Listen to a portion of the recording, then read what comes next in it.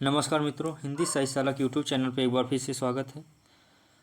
आज हम TGT PGT के प्रश्नों को हल करेंगे। 125 प्रश्नों को हल करेंगे जो सभी संपूर्ण साहित्य और व्याकरण पर के प्रश्न हैं, यानी प्रैक्टिस सेट को हल करेंगे। तो आइए शुरू करते हैं।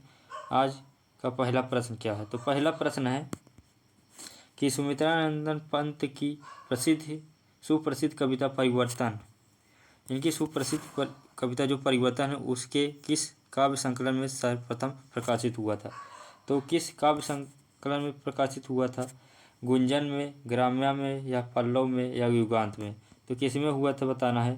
तो पहला प्रश्न का सही आंसर होगा पल्लव, यानी पल्लव में यह संकलित काव्य संकलन में सर्वप्रथम प्रकाशित हुआ था।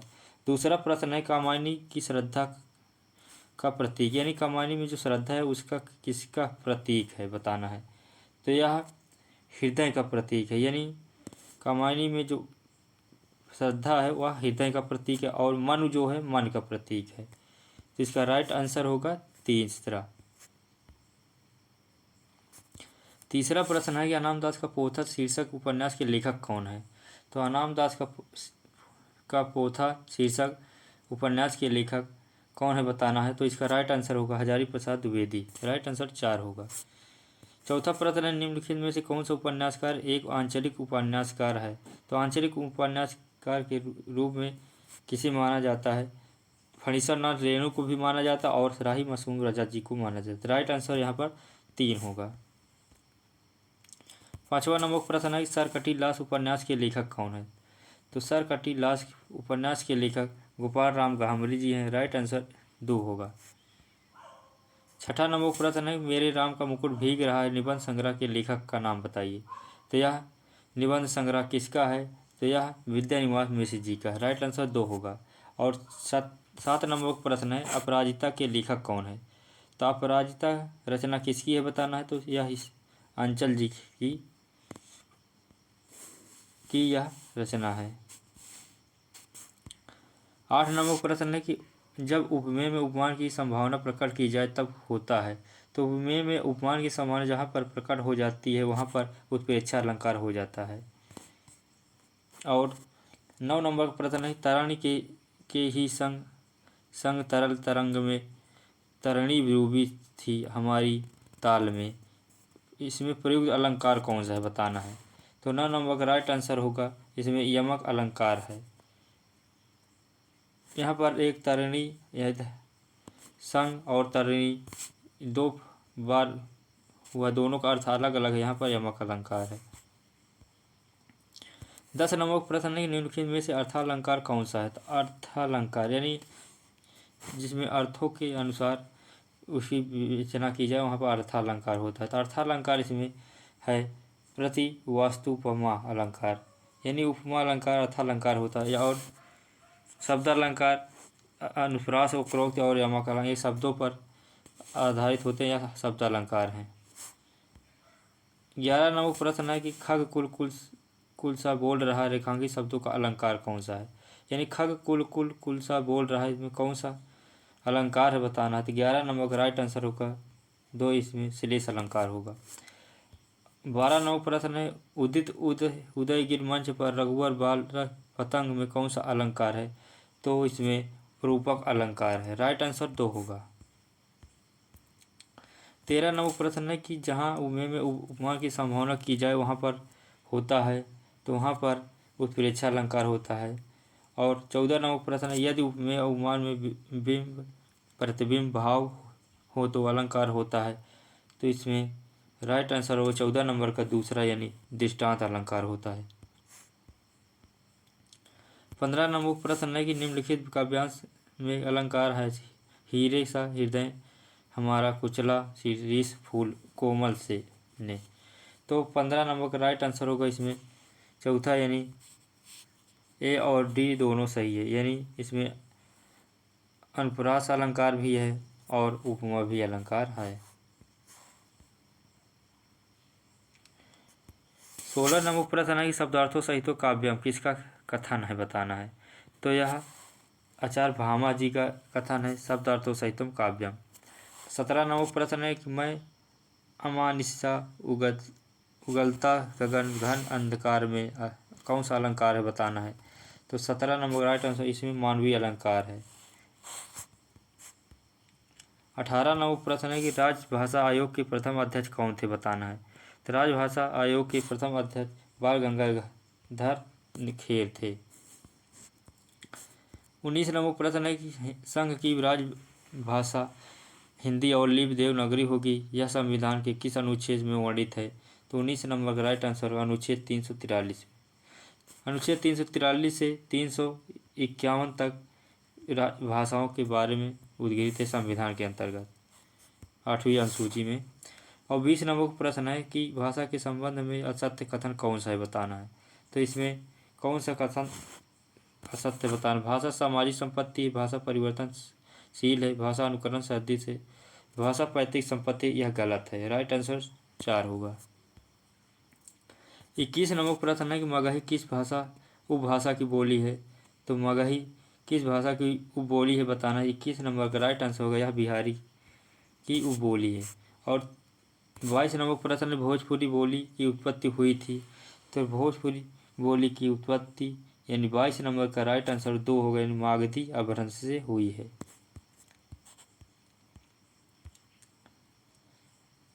अगला प्रश्न है 23 नंबर का कि हरियाणी या बांगरू बोली किस अपभ्रंश से विकसित हुई है बताना है। तो यह बोली 23 नंबर का राइट आंसर ए यानी पश्चिमोत्तर सौरसैनी अपभ्रंश से हुई है।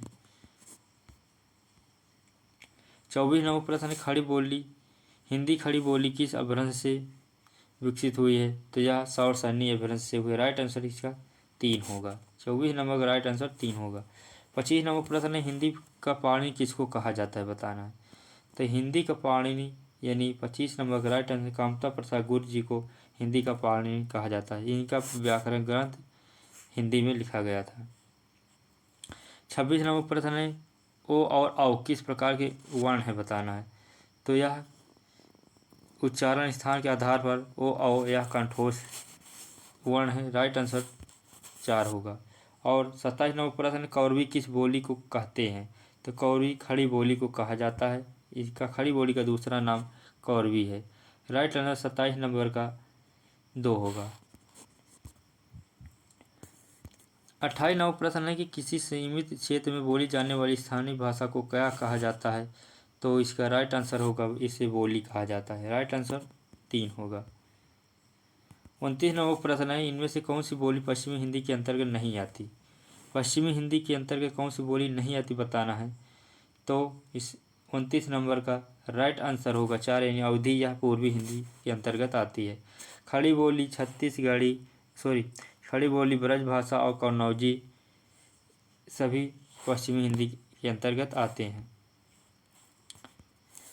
30 नंबर प्रश्न है निम्नलिखित में से हिंदी की मूर्धन ध्वनियाँ कौन सी हैं बताना है। तो हिंदी की मूर्धन ध्वनियाँ बताना जो मूर्धन ध्वनियाँ जो मुंह से बोली जाती हैं। इसका राइट आंसर होगा 2 यानी टा ठा डा ढा ये मूर्धन्य ध्वनियाँ हैं। ये ताल चा छा जा ये तालव्य ध्वनियाँ हैं। और ता था था ये दंत ध्वनियाँ हैं। ए पा फा बा भा ये ओष्ठ ध्वनियाँ हैं। तो इसका राइट आंसर होगा 2। 31 नंबर प्रश्न भारत की संपर्क भाषा कौन सी है बताना है। तो संपर्क भाषा है भारत की कौन सी है बताना है। तो 31 नंबर का राइट आंसर होगा हिंदी या संपर्क भाषा है। 32 नंबर प्रश्न है खड़ी बोली व ब्रज भाषा किस उपभाषा के अंतर्गत आती है।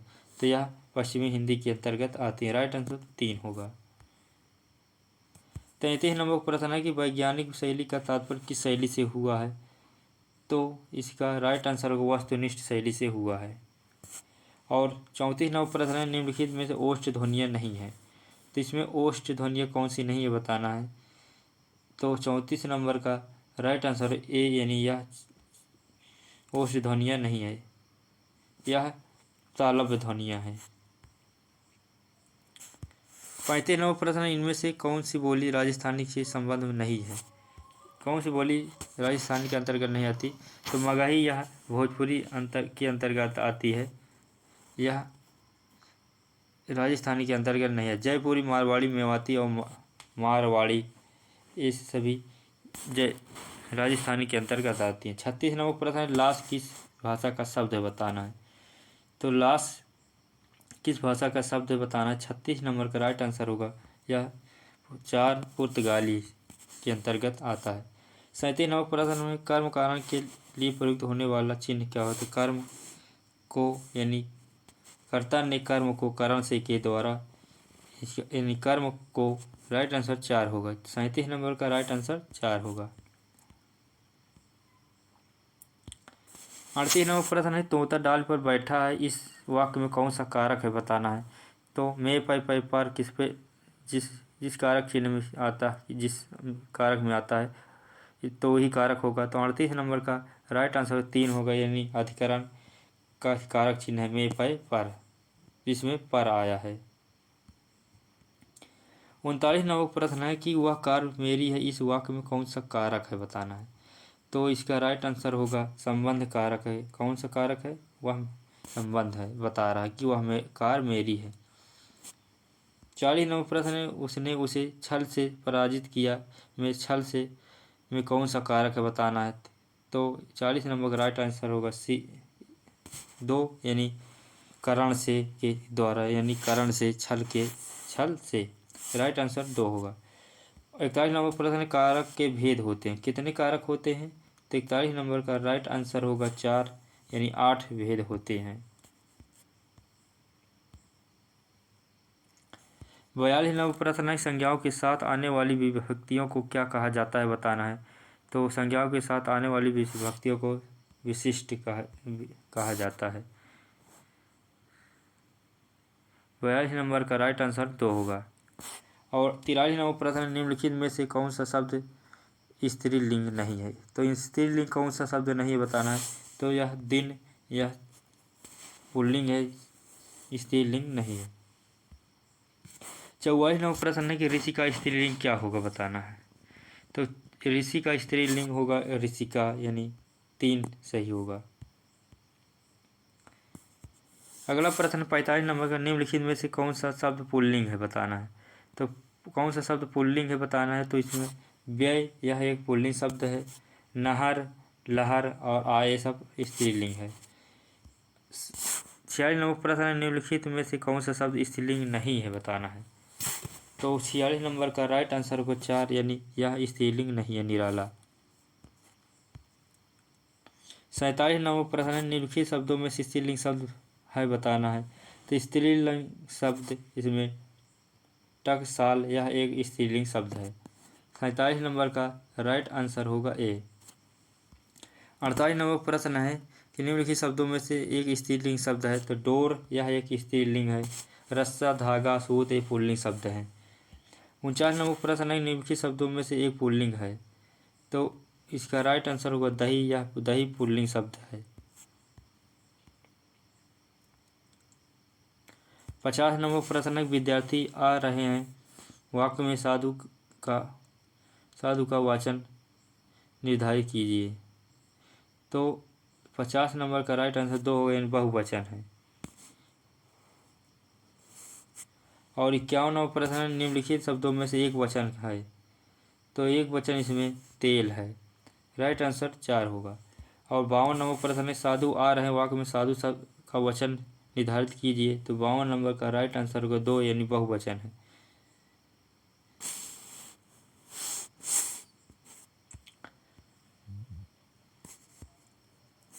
53 नंबर का प्रश्न है, हिंदी भाषा में वचन कितने प्रकार के हैं। तो हिंदी भाषा में कितने वचन होते हैं। तो 2 होते हैं, एक वचन और बहुवचन। और संस्कृत में एक वचन, द्विवचन और बहुवचन 3 होते हैं। तो हिंदी में 2 ही होते हैं। 54 नंबर प्रश्न है, चिड़िया शब्द का प्रयोग बहुवचन में क्या होगा बताना है। तो इसका राइट आंसर होगा चिड़िया, राइट आंसर ए होगा। 55 नंबर प्रश्न है कि कह धन अप की संधि होगी। तो 55 नंबर का राइट आंसर 4 होगा, यानी कॉपी होगा।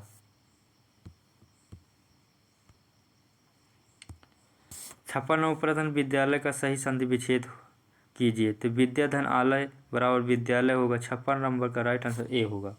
इसमें दीर्घ स्वर संधि है। और 57वां प्रश्न है प्रतिधन आरोपण व प्रत्यारोपण।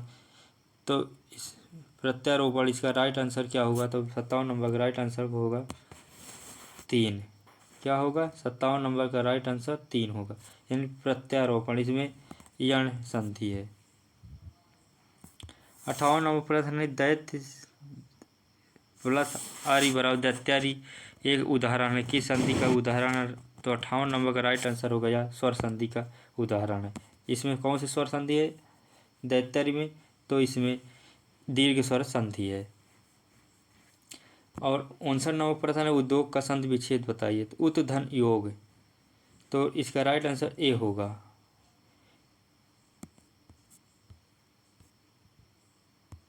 60 नंबर प्रश्न महात्मा शब्द में कौन सा समास बताएं?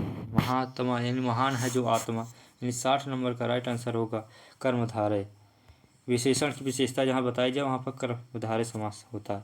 61 नंबर प्रश्न है सिंह द्वार शब्द में कौन सा समास है? तो 61 नंबर का राइट आंसर होगा तत्पुरुष समास। सिंह है जो द्वार पर, यानी सिंह द्वार। 62 नंबर प्रश्न है धनंजय में कौन सा समास है? तो धनंजय अर्जुन को कहा जाता है इसमें, यानी बहुव्रीहि समास, यानी अन्य पद प्रधान। राइट आंसर 3 होगा। 63 नंबर प्रश्न है जय पराजय में कौन सा समास है? जय और पराजय, यानी 63 नंबर का राइट आंसर होगा 3, यानी द्वंद्व समास है। 64 नंबर प्रश्न है इन युग्मों से कौन सा सही नहीं है बताना है। कौन सा सही नहीं है? तो नीलोत्पलम, नीला है जो उत्पलम, यानी कर्म विशेषण की विशेषता जहाँ बताई जाए वहाँ कर्मधारय समास होता है, सही होगा है। दशानन यानी रावण बहुव्रीहि समास। राम और लक्ष्मणों अव्ययी भाव समास, यानी 64 नंबर का राइट आंसर यही करें, राम और लक्ष्मण इसमें द्वंद्व समास होगा, ना कि अव्ययी भाव समास। और 4 नंबर पर है दिवा रात्रि द्वंद्व समास, राइट आंसर होगा। तो इसका राइट आंसर क्या होगा? कौन गलत नहीं सही है? तो यही सही नहीं है। 65 नंबर प्रश्न है कि नीलोत्पलम में कौन सा समास? तो नीलोत्पलम में नीला है उत्पलम, यानी कर्म विशेषण की विशेषता बताई जाए वहाँ कर्मधारय समास होता है, राइट आंसर ए होगा। 66 नंबर प्रश्न है पंचवटी शब्द में कौन सा समास? 5 वटियों का समूह, यानी संख्यावाची शब्द, यानी द्विगु समास होगा इसमें। 66 नंबर का राइट आंसर 2 होगा। और 67 नंबर प्रश्न है धनुर्बाण में किस तरह का समास है बताना है। धनुर्बाण, तो 67 नंबर का राइट आंसर होगा 2, यानी बहुव्रीहि समास। और 68 नंबर प्रश्न है सदगत शब्द में समास होता है। तो सदगत में तत्पुरुष समास है, राइट आंसर इसका ए होगा। 68 नंबर का राइट आंसर ए होगा। 69 नंबर प्रश्न है माता पिता में कौन सा समास बताना है। तो इसमें द्वंद्व समास है।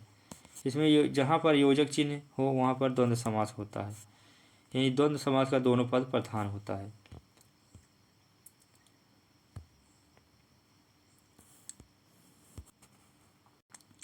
सत्तर नंबर प्रश्न है कि प्रत्यय रहित शब्द बताइए जिसमें प्रत्यय ना हो। तो 70 नंबर का राइट आंसर होगा 4, यानी अनुवाद में कोई प्रत्यय नहीं है।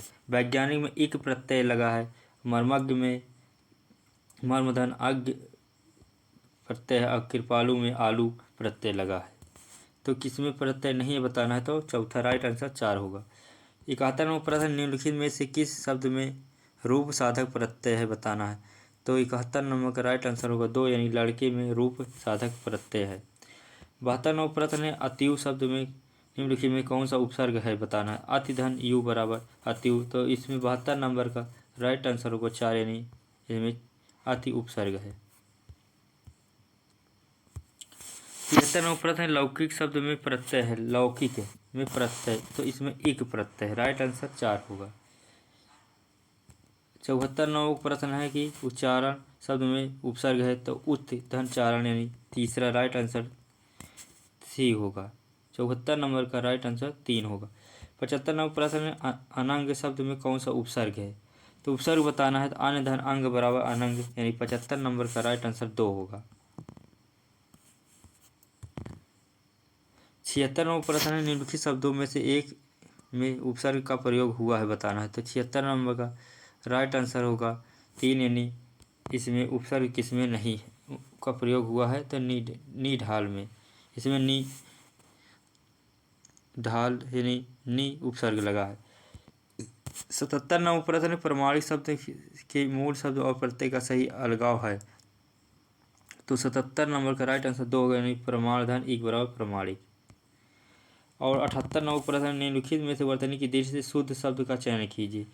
तो शुद्ध शब्द इसमें कौन सा बताना है। तो उज्ज्वल यह गलत है और ज्योत्सना ये भी गलत है। तो इसका सही क्या होगा, तो पारिपार्श्विक यह राइट आंसर होगा। पूजनी भी गलत है, राइट आंसर इसका 3 होगा। 79 नंबर प्रश्न है, इनमें से शुद्ध वाक्य कौन सा है बताना है। तो 79 नंबर का राइट आंसर ए होगा, ये मेरे प्राण निकल गए, शुद्ध शब्द है। 80 नंबर प्रश्न, शुद्ध की वर्तनी की दृष्टि से निम्नलिखित में शुद्ध शब्द कौन सा है बताना है। उपर्युक्त तो इसमें कौन सा सही है। तो 80 नंबर का राइट आंसर होगा ए, यानी उपर्युक्त यह सही है। अगला प्रश्न है 81 नंबर का, डॉक्टर ने मरीज को देखा और उसे दवा दिया। यह वाक्य किस वाक्य भेद का उदाहरण, सही विकल्प का चिन्हित कीजिए। तो 81 नंबर का राइट आंसर होगा एक, यानी संयुक्त वाक्य है। 82 नंबर प्रश्न है, तुम बहुत अच्छे बच्चे हो। इस वाक्य में कौन सा पदबंध विशेषण पदबंध है। तो 82 नंबर का राइट आंसर हो 2, यानी बहुत अच्छे में पदबंध विशेषण है। 83 नंबर प्रश्न, इनमें से कौन सा वाक्य शुद्ध है बताना है। तो कौन सा वाक्य शुद्ध है। तो सीता ने यह कहा, राइट आंसर इसका ए होगा। और 84 नंबर प्रश्न, शुद्ध रूप कौन सा है बताना है। तो 84 नंबर का राइट आंसर होगा ए, यानी तदात्म शुद्ध शब्द है। अगला प्रश्न, निम्नलिखित में से कौन सा शब्द शुद्ध है। 85 नंबर का राइट आंसर ए होगा, अधिशासी यह शुद्ध शब्द है। 86 नंबर प्रश्न, कौन सा वाक्य सही है बताना है। तो इसका सही होगा, बैल और बकरी घास चरते हैं, राइट आंसर 2 होगा। 87 नंबर प्रश्न है कि मरम वचन जब सीता बोला पंक्ति में का प्रयोग हुआ है। इसमें कौन सा पंक्ति में प्रयोग किया गया है। तो 87 नंबर का राइट आंसर हो 4, यानी भाववाच्य है। 88 नंबर प्रश्न, नीचे एक ही शब्द की 4 वर्तनी दी गई है, सही का चयन कीजिए।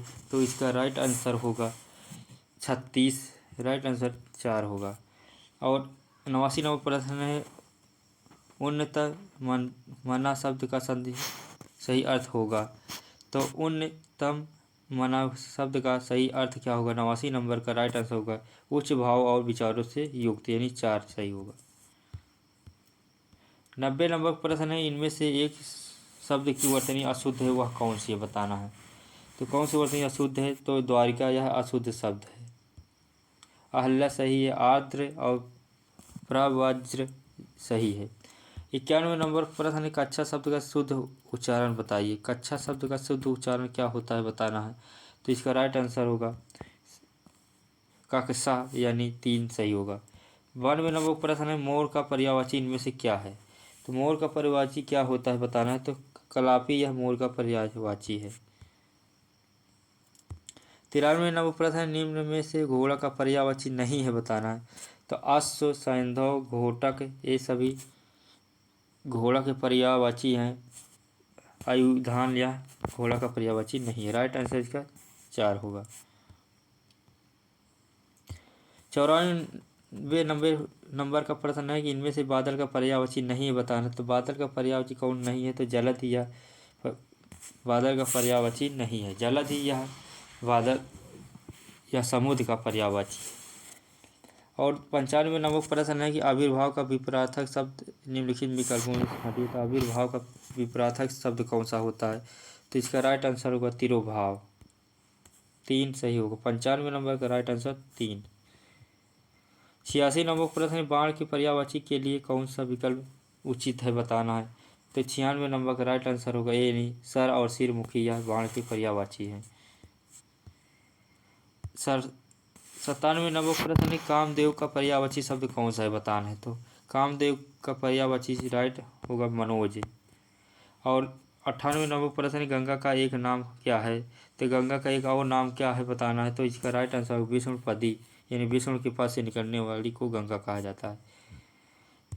99% निम्नलिखित में से कौन सा शब्द कमल का पर्यायवाची नहीं है? तो कमल का पर्यायवाची इसमें अमी नहीं है। अमी यह अमृत का पर्यायवाची न कि कमल का है। 100 नंबर का प्रश्न है कि कामदेव का पर्यायवाची शब्द कौन सा है बताना है। तो कामदेव का पर्यायवाची शब्द मनोज होगा।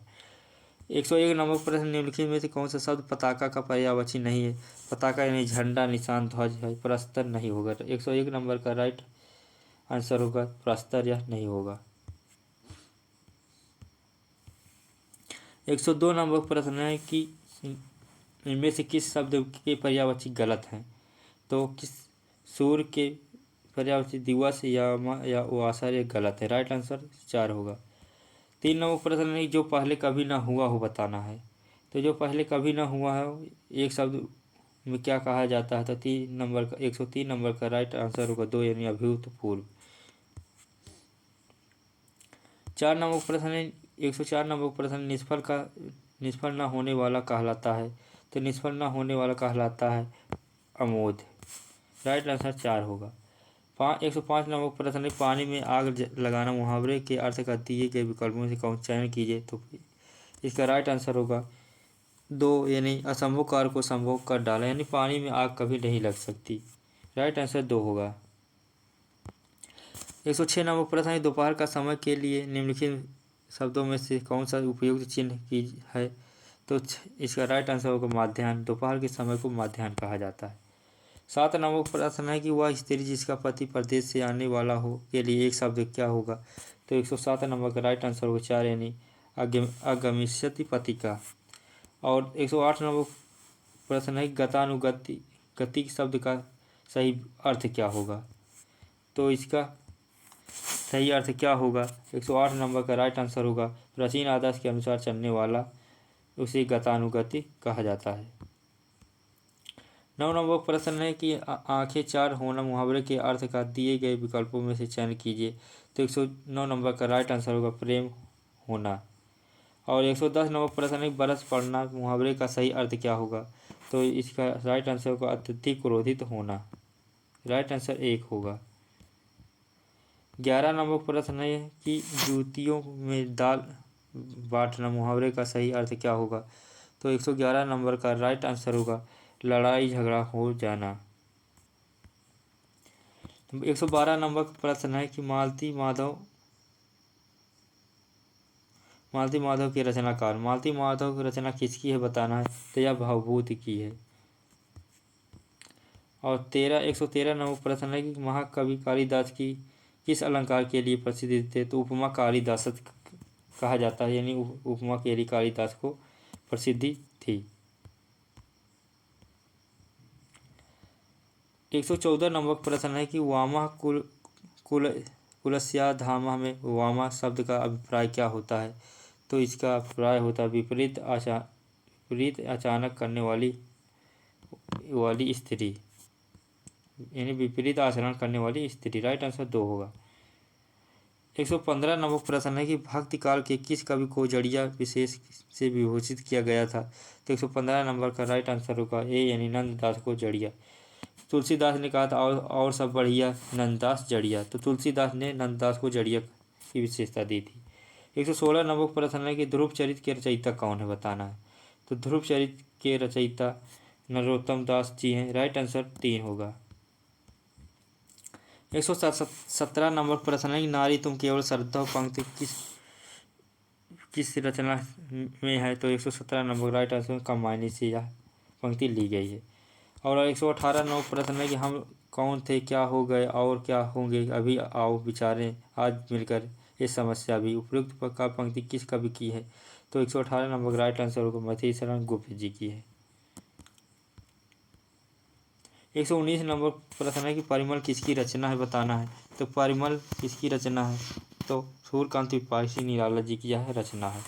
राइट आंसर 3 होगा। 119 नंबर का राइट आंसर 3 होगा। 120 नंबर का प्रश्न है कि इनमें से कौन छायावाद का कवि नहीं है बताना है। तो छायावाद का कवि मथुरा शरण गुप्त जी नहीं है। जयशंकर प्रसाद, सुमित्रा नंदन पंत, सूर्यकांत त्रिपाठी निराला और महादेवी वर्मा, ये 4 स्तंभ माने जाते हैं छायावाद की। ब्रह्मा विष्णु महेश के रूप में ये तीनों जाने जाते हैं। तो छायावाद के कवि कौन नहीं? मछलीशरण गुप्त जी नहीं है। 21 नंबर प्रश्न है कि आंगन के पार द्वार के रचनाकार कौन है? तो 121 नंबर का राइट आंसर 3 हो गया। सच्चिदानंद हीरानंद आज्ञा जी की यह रचना है। 122 नंबर प्रश्न है कुंवर नारायण किस सप्तक के कवि हैं? बताना है। तो ये तीसरे सप्तक के कवि हैं। राइट आंसर 122 नंबर का तीसरा सप्तक होगा, यानी 3। तीसरे सप्तक का प्रकाशन 1959 ईस्वी है।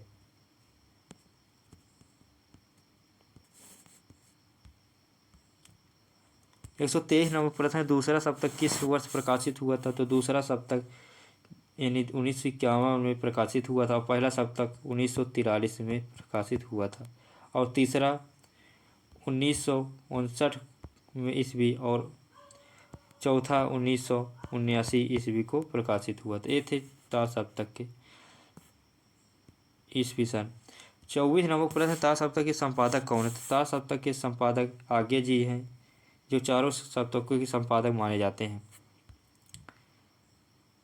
125 नंबर प्रश्न है निम्न में से कौन सा मनोवैज्ञानिक उपन्यासकार नहीं है? बताना है। तो इसका राइट आंसर होगा 4 यानी मनोहर श्याम जोशी।